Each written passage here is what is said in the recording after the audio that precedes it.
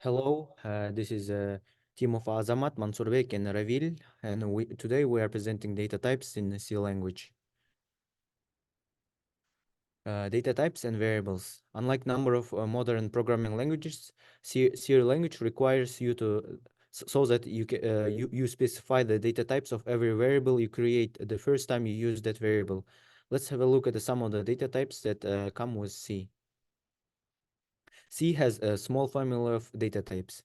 Numeric data types are integers, floats, doubles. There's also characters and user-defined struct and union. Numeric data types. Depending on the precision and the range required, you can use one of the following data types: char, unsigned char, short int, or unsigned short int.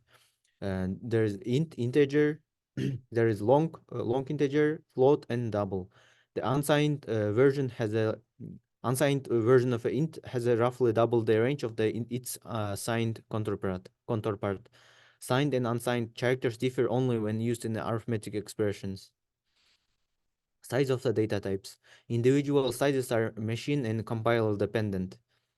Uh, However, the following is guaranteed. Size of the character is less than size of the short. Size of the short is less than or equal to int. Size of the int is less than or equal to size of the long, and the size of the character is equal less than the short.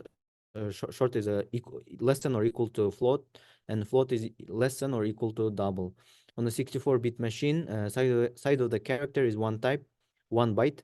Side of the short is 2 bytes. Side of the integer is 4 bytes, and the size of the long integer is 8 bytes. Now let's explain literals and constants. For example, there are 5 different ways integers can be defined. For example, int I equals 3, it's a normal integer. Long L equals 3 is a long integer. Unsigned long UL equals 3 UL is an unsigned long. Int I equals 0xa. 0x is for defining hexadecimal integer.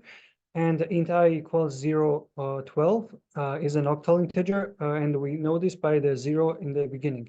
And there are 3 ways of defining floats. For example, float p equals 3.14159, normal float. Float p equals 3.1415f with the f at the end. And double p equals 3.14, and there are many numbers, and there is an L at the end. And we have 3 ways of defining characters. There is a normal way, like A, for example.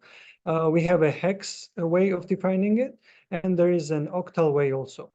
For string literals, we have 2 ways of defining them. They are pretty similar, but they serve the exact same purpose. And for enums, when we define enums, they are automatically indexed, start with 0 and 1 and 2. It's incremental. But if we specify the indexes, it's still going to be incremental, but it's going to consider those indexes. For example, R is going to be 1 and Y is going to be 10, but G is going to be 2. Using a variable. Once a variable has been declared, there's no longer necessity to specify the type of that variable again. In fact, doing so has some unintended consequences. For example, let's define int number and assign the number to 17. Define character letter and assign letter to H. If we're simultaneously declaring and setting the value of a variable, we can consolidate this in one step. For example, int number equals 17. We don't need 2 separate lines for that. Or char letter equals H. And we have void, which is a type, but it's not a data type. Functions can have a void return type, which just means that they don't return a value. The parameter list of a function can also be void. It simply means that the function takes no parameters.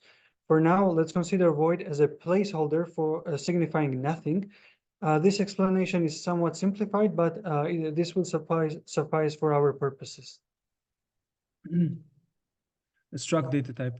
A structure is a programmer-defined data type made up of variables of other data types, possibly including other structure types. For example, struct person, it contains character name of 50, int age, and float salary. The total size of a struct is typically the sum of the sizes of its members, plus any padding required to align the members according to the rules of target platform.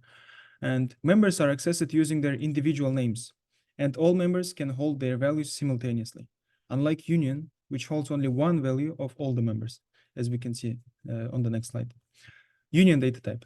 A union is also used to group different data types, but all members of a union share the same memory location. This means that at any point, a union can store only one of its declared members. The size of union is equal to the size of its largest member. So as we can see here, union data, it contains integer I, float f, and character string, character array string. A difference between struct and union. Struct allocates separate memory for each of its members, whereas union allocates a single shared memory space for all its members. Struct is used when you want to use all the data members at once, whereas union is suitable for saving memory when you are certain that only one of them will be used at any time. Modifying one member of a union can change the values of other members due to the shared memory, whereas each member of a struct can be independently modified without affecting the others. Use cases. Use a struct when you need to represent a complex data structure with multiple parts that need to be used at the same time, like a record of a person with height, name, and like weight. And use a union for scenarios you need to manage different types of data in the same memory location, which is very common in systems programming, like interpreting different data types from the same byte stream. And for this presentation, we used references from Princeton University, from MIT, and official GNU C manual, official C docs. Thank you so much. This was Azamat, Mansur, and Ravil presentation.